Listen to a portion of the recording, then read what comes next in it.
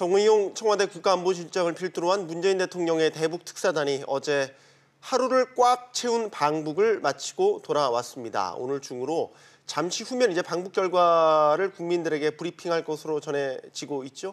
방북단이 꺼내놓을 방북 성과에 우리는 물론이고요. 미국 백악관도 관심이 집중되고 있습니다. 네, 도착 몇 시간 만에 김정은 국무위원장을 만나서 문재인 대통령의 친서를 전달하는 등 속전속결로 일정을 소화한 방북 특사단입니다. 과연 어떤 성과를 가져왔고 또 그것의 의미는 어떻게 해석할 수 있을지 한국군사문제연구원 김열수 안보전략실장과 자세한 이야기 나눠보겠습니다. 어서 오세요. 네, 안녕하십니까. 안녕하세요. 실장님, 김정은 위원장을 직접 만났으니까 그것만 가지고도 일단 절반의 성공이다 이렇게 볼 수 있습니까? 예, 그렇게 볼 수도 있죠. 왜 그러냐면 네. 정의용 안보실장이 그 전날, 그러니까 북한을 방북하기 하루 전날 기자회견할 때 네. 김정은 위원장과의 만남은 아직까지 잘 모른다. 그리고 구체적인 일정은 거기 가야만 나올 거다. 네. 이렇게 얘기를 했잖아요. 그래서 네. 그런 면에서 보면 김정은 위원장을 만났다는 것 자체가 절반의 성공이라고 볼 수 있고요.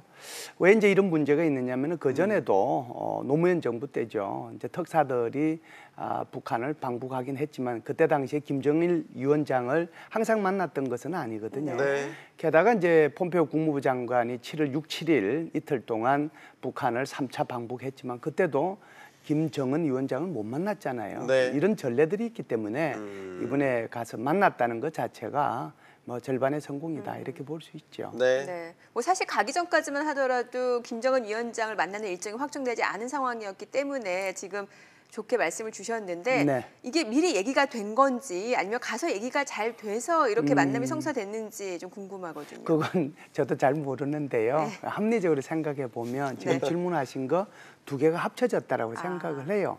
왜 그러냐면은 어제 이제 일정을 잘 이제 생각해 볼 필요가 있는데 네. 평양 순환공항에 도착했을 때는 그 조평통 위원장이 나왔잖아요. 이성건이가 이제 그 네. 사람이 안내를 해서 고려 호텔로 갔단 말이죠. 그래서 고려 호텔에 가니까 김영철 통전부장 부위원장이죠. 그 사람이 기다리고 있어서 같이 만나서 거기서 결국은 이제 한 3, 40분 얘기를 했는데 중간쯤 한 20여 분 동안 같이 얘기하다가 김영철 위원장은 먼저 자리를 떴거든요. 네. 그리고 이제 조금 더 회의를 하다가 결국은 특사단이 이제 김정은 위원장을 만나기 위해서 자리를 떴는데 그 시간이에요. 중요한 것은 네. 도대체 무슨 얘기를 할 거냐, 뭘 갖고 왔느냐 그걸 미리 알아본 거잖아요. 그렇죠. 알아보고 그 내용을 보고 김영철 위원장이 자리를 한 20분간 먼저 뜬 거죠. 가가지고 김정은 위원장한테 보고를 했죠. 이렇게 한답니다. 그러니까 이번에는 만나도 괜찮을 것 같습니다. 나중에 만날 때 이런 점들만 좀 유의하시면 될 것 같습니다. 이렇게 보고를 했다라고 저는 봐요. 그렇기 때문에 오케이 사인이 떨어져서 자리를 옮겨서 김정은 위원장과 한담을 하지 않았겠는가. 그래서 처음부터 만날 계획이 있었는가. 뭐 전혀 없었다고 볼 수는 없지만 네. 그래도 우리 특사단이 어떤 것을 가지고 왔는지 그 선물 보따리를 좀 체크하고 그리고 최종 결정하지 않았을까. 그런 생각을 저는 개인적으로 해요. 네. 자, 이번 방북의 주요 임무를 따지고 본다면 한 3가지 정도로 크게 나눌 수 있습니다. 정상회담 일정을 구체화하는 그렇죠, 것, 예. 그다음에 비핵화 협상과 관련해서 북미 대화 재개시키고 중재하는 역할, 마지막으로 뭐 경협을 포함한 남북관계 개선, 이 정도로 볼 수 있는데 일단 실장님 정상회담 부분요. 어느 정도 다 확정했다고 볼 수 있겠죠. 예. 네, 뭐 사진 나온 걸로 봐서 네. 그리고 이제 정의용 실장이 비행기 출입해서 내려오는 그 표정을 봐서 네. 뭐 무슨 이 남북 정상회담이 잘못 돌아가거나 날짜가 뭐 확정이 안 되거나 그러지는 않았을 것 같고요. 네. 제가 볼 때는 정상회담 날짜는 잡아서 온 것 같다는 생각이 듭니다. 네. 문재인 대통령이 사실 외교적 고비가 있을 때마다 이제 친서 외교로 여러 번 진가를 발휘를 했었는데 이번에도 친서를 전달했단 말이죠. 어떻게 좀 유효하다라고 보여지십니까? 예, 요새는 뭐 워낙 SNS가 발달이 돼서 그러긴 한데 사실상 네. 뭐 편지를 쓰는 것 자체가 굉장히 이제 의미가 있는 거죠. 예. 사실상 과거에는 이렇게 이제 친서 외교 소위 말하는 그 편지를 통해 가지고 많은 것들이 왔는데 최근에 들어서 이제 그런 것들이 좀 없어졌거든요. 네. 그런데 어찌됐든 지금 남한과 북한 사이에 그리고 미국과 북한 사이에 친서 외교가 굉장히 활발하게 이루어지고 있습니다. 그래서 지난번에 그 우리 1차 3월 5일 날 우리 특사단이 처음으로 북한을 방북했을 때도 우리 대통령이 친서를 갖고 갔고요. 이번에도 이제 올라갈 때 친서를 갖고 갔고, 그리고 지금 미국의 트럼프 대통령하고 북한의 김정은 위원장과도 지금 벌써 친서가 몇 번이나 오고 갔지 않습니까? 그래서 그 친서라고 하는 것은 상대방 지도자에 대한 존경과 경의심, 그리고 앞으로 우리가 이렇게 협력을 해 나갔으면 좋겠다라고 하는 기대감, 안부, 이런 것들이 포함된 내용이기 때문에 친서라는 것은 굉장히 효과가 있다, 이렇게 볼 수가 있죠. 만약에 미국과 북한 사이의 중재자로서의 역할을 이번에 특사단이 잘 했다면, 뭔가 네. 난제를 뚫을 만한 카드를 제시해서 북한도 만족했다면, 글쎄요, 북미 대화가 다시 재개된다. 그 시그널로서 폼페이오 장관이 다시 방북길에 오를 그런 것들도 같이 염두에 두어서 봐야 되지 않을까 싶어서. 네, 그럼요. 네. 그래서 지금 제가 볼 때는 이제 그렇게 갔으면 좋겠다라는 생각을 개인적으로 하고요. 좀 있으면 이제 발표가 되면 구체적으로 내용은 나오겠습니다만은 네. 그럴 가능성은 충분히 있다라고 봐요. 지금은 이제 미국하고 북한 사이에 서로가 이제 충돌하고 있는 부분이 서로가 다른데, 미국의 입장에서 보면 북한으로 하여금 비핵화 조치에 대한 초기 조치, 소위 말해서 이제 핵 시설, 그다음에 뭐 양, 뭐 또는 무기 이런 데 네. 대한 정보를 우선 제공해라. 그러니까 목록 제출이죠. 이거 먼저 하면 그다음에 우리가 종전선언이나 또는 뭐 평화선언을 고려해 보겠다라고 그렇죠. 얘기하는 거고, 네. 북한의 입장에서는 먼저 이게 뭐 종전선언이라고 하는 게 평화협정의 초기 단계인데 네. 이걸 먼저 얘기를 하면, 여기에 대해서 합의가 이루어지면 그리고 나서 우리가 그 뒤에 뭐 비핵화를 위한 어떤 초기 조치를 하겠다. 그럼 여기에 대해서 첨예하게 대립이 되어 왔기 때문에 지금 이게 안 되고 있는 거거든요. 그래서 3차 폼페이오 국무부 장관이 방북하고 난 지도 벌써 지금 2달이 됐지 않습니까? 오늘이 이제 9월 6일이고 3차 방북했을 때가 7월 6, 7일인데 2달 동안 지금 교착 상태에 빠져 있는 상황이잖아요. 게다가 7월 27일 날 4차 방북을 이제 폼페이오 장관이 하려고 하니까 지금은 이제 뭐 여러 가지 상황이 안 좋으니까 취소했단 말이에요. 취소시켜버렸죠. 그렇다라고 하면 지금 상태가 계속 간다라고 하면 지금 비핵화 문제는 계속해서 교착 상태를 벗어나지 못하는 그런 현상이 생기는 거잖아요. 여기서 이제 우리 정부 또 우리 대통령께서의 중재 역할 또는 촉진자 역할이 굉장히 중요해졌는데, 제가 볼 때는 이번에 가서 적절하게 좀 타협안을 좀 마련하고 서로 타협하지 않았을까라고 생각을 해요. 그 핵심은 이런 거죠. 그러면은 비핵화 조치에 대한 목록 또는 타임테이블, 거기에 대해서 내가 하겠다라고 너가 약속을 해라. 북한 보고. 그러면 북한이 이걸 받아주지 않겠습니까? 좋아. 그러면 그 뒤에 그다음에 이게 뭐 종전선언이든 평화선언이든 하자. 그리고 난 뒤에 약속한 것처럼 이행을 해라. 대신에 이것이 한 달 내로 이루어져야 된다. 이 정도 틀만 만일에 이번에 합의하고 왔다라고 하면 이거는 이제 일사천리로 넘어가게 되는 거거든요. 그렇게 되면 지금 질문하신 것처럼 이제 아마 정용 우리 실장께서 아마 오늘 내일 정도 미국으로 아마 가실 거예요. 가셔서 전체적인 이제 분위기라든지 뭐 회담 내용은 당연히 이제 말씀하실 거고, 거기에 대해서 이제 설명을 할 거고, 폼페이오 국무장관이 한번 갔으면 좋겠다라고 얘기를 하지 않겠어요? 폼페이오 장관이 북한을 만일 방북을 한다라고 하면 여기에 대해서 어느 정도의 그 합의가 이루어진 상태에서 올라가는 거란 말이죠. 북한으로.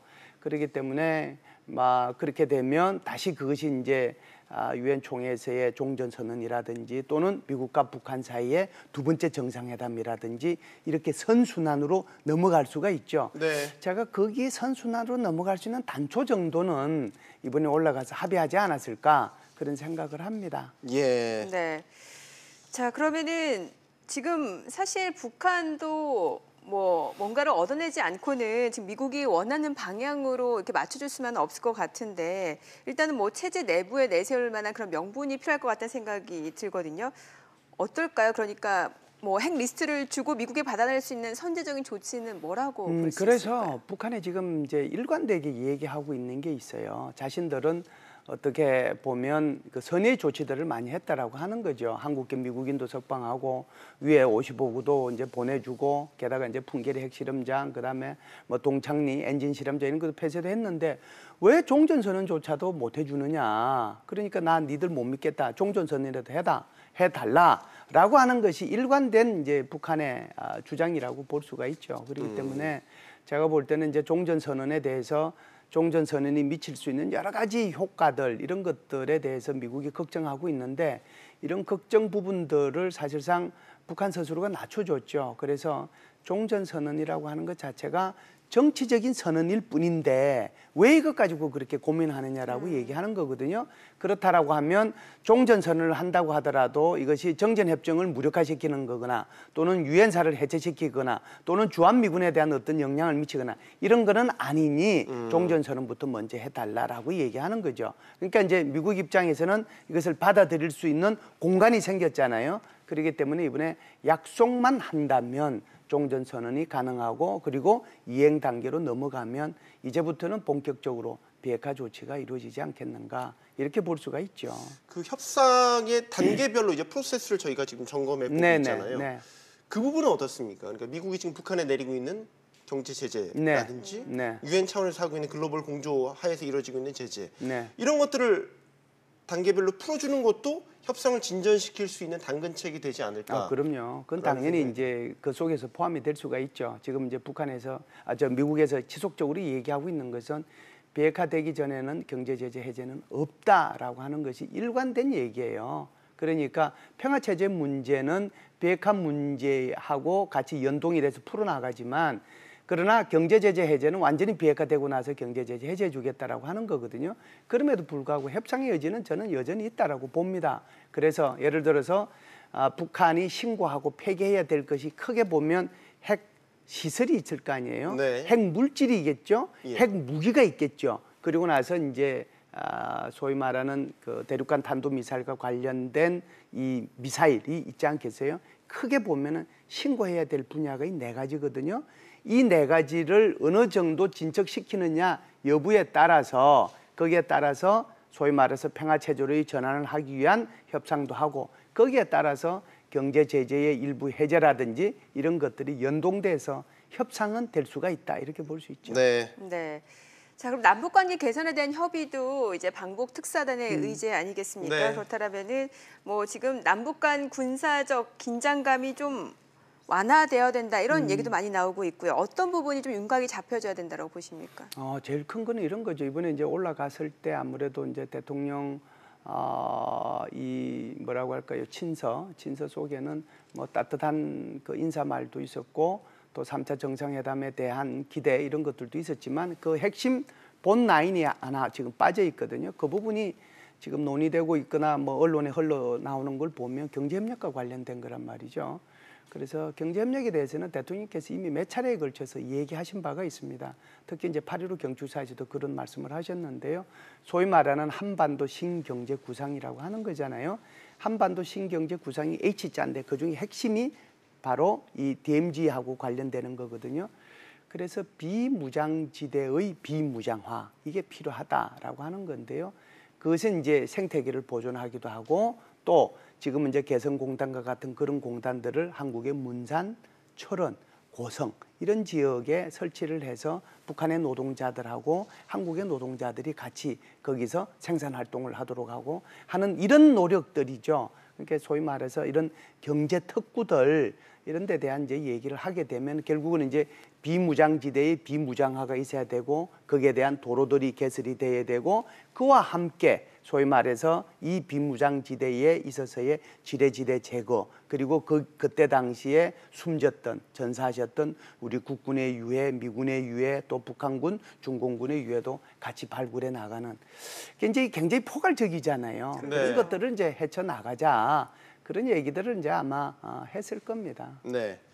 질문 하나만 더 드리고 싶은데 결국 이런 경제협력 다시 돌아왔어요. 네. 방안들이 결국 남북 간의 경제협력이 뭐 잘 돼서 악수하면 그걸로 끝나면 좋겠지만 미국이 거기 중간에 걸려 있기 때문에 뭐 제재도 여기에 다 걸려 있는 거 아닙니까? 한국 정부로서는 그러니까 딜레마라는 거 아닙니까? 연락사무소 개선이라든지 아니면 개성공단 재가동이라든지 다 어쨌든 사실상 제재가 글로벌 공조하에서 어느 정도로 완화가 돼야 되고 더 나아가서는 사실상 미국이 용인을 해야 진전이 이루어질 수 있는 건데 그렇죠. 폼페이오 방북이 전격 취소되고 나서는 사실상 여기에 대해서 미국 내에서도 백악관 내에서도 한국 정부가 너무 앞서 나가는 것 아니냐 이런 식의 이제 워닝도 있었기 때문에 이번 특사단이 그런 것들이 다 매듭을 풀어냈을지가 관심이에요. 여기 대해서는요, 우리 국민들 모두가 완전한 자기 확신, 어떤 스탠스를 가져야 돼요. 이제 대통령께서도 그 말을 하셨고 어제 이제 문정희 특보도 그런 얘기를 했는데, 예를 들어서 이제 남북 간의 관계는 북미 관계 부수적인 게 아니다. 당연히 부수적인 거 아니에요. 그렇죠? 그러나 비핵화 문제는 우리의 한국 사람들의 삶과 죽음에 관한 문제입니다. 네. 이것은 북한의 문제가 아니고 우리의 문제가 아니에요. 저 북한의 문제, 저기 미국의 문제가 아니라 우리의 문제란 말이죠. 네. 그렇다라고 하면 미북 관계의 진전하고 남북 관계의 진전은 따로 놀아도 적어도 비핵화하고 남북 관계의 진전은 같이 가야 돼요. 무슨 얘기냐면 북한의 비핵화가 진전이 안 됐는데 남북 관계만 계속 진전시킬 수 있다고 혹시 생각하세요? 그건 아니잖아요. 불가능하지 않을까요? 그렇기 때문에 대통령께서도 그 말씀을 하신 거죠. 그래서 미북 관계의 진전하고 남북 관계의 진전, 미북 관계가 진전돼야 남북 관계가 거기에 따라서 뭐 후속돼야 되는 것은 아니다. 그 말은 맞지만 비핵화 문제는 빠져 있거든요. 그러니까 비핵화하고 남북 관계의 진전은 같이 간다라고 얘기하는 거죠. 그렇기 때문에 비핵화가 어느 정도 진전이 돼야 남북 관계에 있어서의 진전, 경제 협력 이런 것들도 같이 이루어질 수 있다. 만일에 북한이 전혀 비핵화하지 않는데 개성공단을 가동할 수 있는 건 아니에요. 북한이 전혀 비핵화하지 않았음에도 불구하고 우리가 북한에 대해서 경제 협력을 할 수 있는 것도 아닙니다. 왜? 북한이 비핵화를 안 했는데 어떻게 그게 가능하겠어요? 그런 데 대한 스탠스는 우리 스스로가 지켜야 된다라고 생각합니다. 알겠습니다. 잠시 후 11시 40분에 특사단이 방북 결과를 브리핑할 예정입니다. 김열수 실장이었습니다. 오늘 감사합니다. 잘 들었습니다.